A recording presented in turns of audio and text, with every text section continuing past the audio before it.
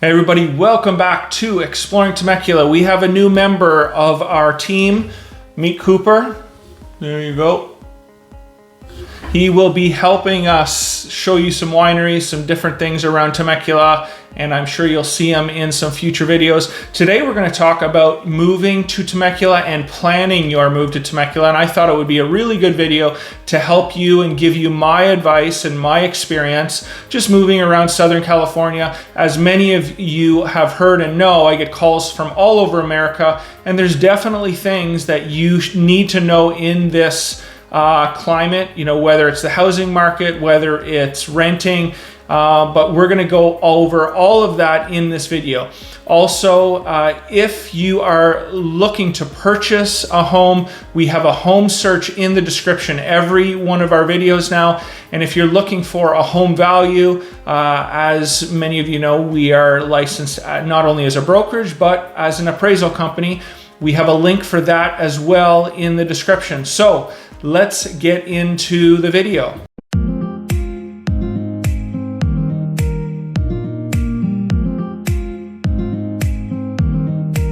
Okay, everybody, so I'm going to jump right into what I feel is the most important thing you guys need to take care of before moving out to Temecula, and that is figuring out your house situation. I'm going to go into both buying and renting and just give you an idea of what you're up against in this market in 2021. So in regards to purchasing a home, you need to get your pre-approval letter and you need to supply your real estate agent with proof of funds. Reason being, a lot of agents now are not even letting buyers in the property without these two things. Number two, save your money. In this market, if you see a home on Zillow.com or Realtor.com or through the MLS that's at $600,000 and you love this home and it has a pool and it has upgrades, that home's going to sell for $650 to $700. That's just what it is. And even though the appraisal might only come in at $600, you as the buyer, if you put an offer in and you're going to release your appraisal contingency, you're going to need that extra money above $600. So it might be $50,000 plus your down payment. It might be $70,000 plus your down payment. And the problem is if you say, hey, I'm not going to do that, well, somebody else is doing it, and you'll be looking for homes for the next 6 months or until we see a slowdown in the market. If you are contingent on selling a property, this makes you a less desirable buyer. The sellers have 5 to 6 offers to choose from. So in order for them to choose your offer, you're going to have to come in stronger in way of purchase price, terms, because there will be 3, 4, 5 other buyers that are not contingent on selling their property. And of course, there is more chance of it falling out of escrow if you have a home to sell yourself and it's contingent on that. Okay, number 4, I found in the last 3, 4, 5 years that the real estate industry has become really impersonal, especially since COVID started. My opinion on this is make sure that you get an agent that is going to get on the phone on every single offer that you make, find out what the seller wants in regards to terms. Find out, in some cases, the agents are going to tell you exactly where you need to be to get the offer accepted. These are things that agents are just not doing as much of anymore. Texts and emails, in my opinion, don't do it. When I have a listing and I have 20 offers, the ones that stand out to me the most, even though I do not like this, I don't like when agents call me and ask me questions about list price, where the offers are. But those are the agents that I remember in my head. So when their offer comes across in my email, it's like, oh, I just talked to Josh, and then he follows up after the offer is submitted to make sure that I received it. They follow up the next day with a call and ask, how the offers are going. All of these things create a business relationship. And I personally have found that I'm more apt to give information to somebody that's reaching out and talking to me on the phone than just sending me through on a text message or an email. So that is one thing that I would suggest if you are a buyer, find an agent that is willing to do that, because I'm telling you, there's lots of agents out there right now that are just going to send the offer over, send an email with it, and then text message. And I personally don't think that that's the best way to do it. Okay, next up, renting. I have personally heard, even though I don't do rentals, just through social media, friends in the business, that they're getting in some cases up to 50 applicants per rental, where they're offering a year ahead, in way of rent payments, bonuses I mean, it's just absolutely ridiculous. And now with the housing or the renting industry, it's almost as difficult to rent a home as it is to buy a home. There are cities that border Temecula that are going to be less competitive. You have Wildomar, you have Winchester, you have Murrieta. These are cities that you might want to include in your rental search and do a short-term rental. Do a 6-month, do a 2-month, do a 3-month, depending on what the terms of the landlord wants. Obviously, most are going to be a year, but in this market, take what you can get, especially if the school districts aren't as important to you. That's my opinion. Come out here, expand your search. Don't just look in Temecula, look in the surrounding cities as well, because they are very nice. And like I mentioned in many of my videos, the surrounding area of Temecula is probably one of my favorite in Southern California. And you're really not going to go wrong in most cities in this area. Okay, and number 3, just don't overextend yourself.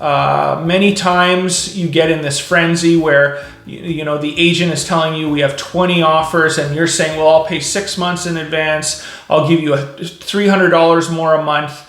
I don't think this is a good situation for somebody that's just moving out here and they don't even have their feet wet in regards to what it's going to cost to live out here. So just be very careful. Rent a place that doesn't make you house poor. Rent a place that that you can afford every month and still have money left over to enjoy the things that Southern California offers. Like the restaurants, like the wineries, like the beach cities. There's a lot to do here. And if you overextend yourself because you're nervous or you want to get a rental that you think is impossible, I want you to know that it's not going to be worth it in the long run. Okay, next up, savings. Let's take the buying and renting a house out of the equation. So let's forget about the down payment. Let's forget about the first, last, and security deposit on rent. If you are moving out here, I would move here with anywhere from $13,000 to $20,000 in my bank account and expect to use that, or a large majority of that. Whether it's furniture, whether it's waiting to get your first paycheck from work. There's so many things and unexpected expenses that come up that you just don't account for. Utilities. The first month of internet and cable TV, I think, is double or triple.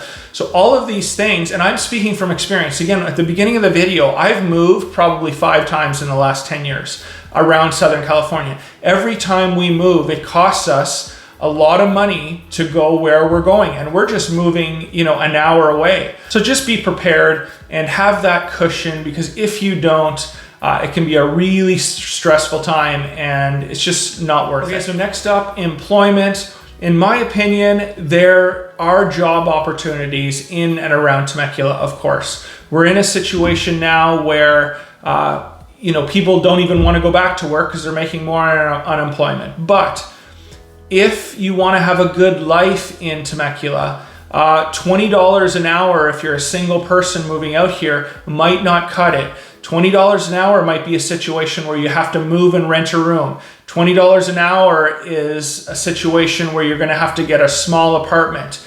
It's just, be very careful with the employment situation. It's not 20, 30 years ago where you want to take a road trip, move to Southern California, get a job and live on the beach and surf. That's just not, well, it does happen now, and you probably could live in a tent, right on the beach for free. But point being is that the $20 an hour without any savings is really going to be tough to live. So make sure that before you accept a job, oh, he's up, okay, well, say hi. Say hi. Say hi. There you go. Hi, Cooper. Before you accept a job, just keep that in mind. You really have to be in control of your expenses, and you really have to understand your finances before just picking up and moving to Temecula. Okay, so next up, Facebook Marketplace. These tips are sort of going from most important to least important, but the reason I wanted to talk about this, and again, personal experience, I would not bring as much stuff out here if you're moving. To rent a U-Haul or to rent a huge truck and bring your 10-year-old nightstand out is just not worth it. You can get beautiful furniture used in regards to not only Facebook Marketplace, but Southern California is very big when it comes to yard sales, and you'll get these things pennies on the dollar. So my advice to you is come out with the least amount of stuff possible, with the smallest U-Haul possible. And you're going to be better off doing this way, and you're probably even going to save money. You'll have nicer furniture. It's just the way it goes, and what we've experienced personally moving so many times. Okay, and finally, of course, when you come out here, you want to make sure that there's activities, hobbies, people that you're going to actually be interested in. One of the things that we routinely use, and I would suggest that you get on, it's called meetup.com. I'm sure a lot of you have seen it, but at the very least, you can see sort of what people do out here. There's things like farmers markets, wine tasting days, hiking. So join some of these groups, figure out how often they're doing these activities, and if these activities that you're seeing or the groups that you're seeing sort of jive with what you like doing. I'm a golfer. This area is amazing for golfing. So if you are a golfer, that is one thing that you can't go wrong with. You're going to be able to golf all week long for $40. Probably one of the best areas in all of the United States for that. Okay guys, so thank you very much. Hopefully those tips helped you. Please reach out if you have any further questions. I can walk you through moving out here. I can give you any advice I have in way of what the obstacles are going to be for you. I've done it several times. My wife and I have done it several times, and we are very, very familiar, obviously, with the housing industry. So again, don't hesitate to reach out and ask any questions that you may need. Thank you very much, and from Exploring Temecula, see you next time.